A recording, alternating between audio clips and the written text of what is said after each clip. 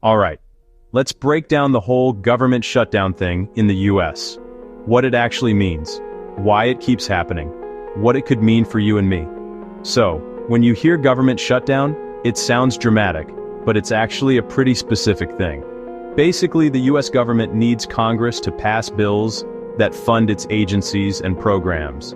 If Congress can't agree on a budget or at least a temporary extension, then the money stops flowing. That's a shutdown. During a shutdown, a bunch of federal services either close or slow way down. National parks, closed, passport offices, delayed, hundreds of thousands of federal workers, either sent home without pay or forced to work without pay until things get sorted.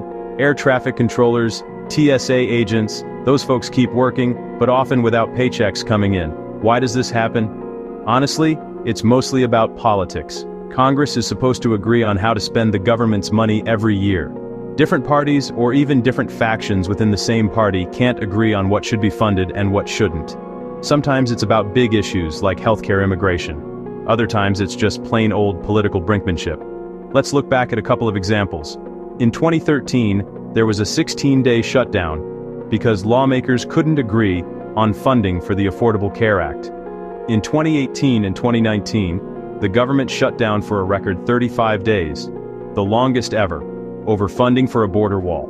Each time, a ton of federal workers were left in limbo, and a lot of people relying on government services were left hanging. So, what does this actually mean for regular folks? Well, if you're planning a trip to a national park, you might find it closed. Waiting on a passport? That could take longer. If you work for the government, your paycheck might be delayed. And even if you don't, the ripple effects can hit the whole economy, slowing down everything from tourism to small businesses that rely on government contracts. Is there a way out of this cycle? Some people suggest automatic funding extensions.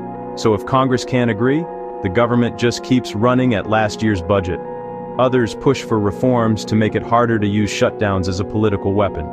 But for now, it's up to lawmakers to work it out, and for the rest of us to hope they do, before the lights go out. That's the story behind the shutdown. If you want to see more breakdowns like this, hit subscribe. See you next time.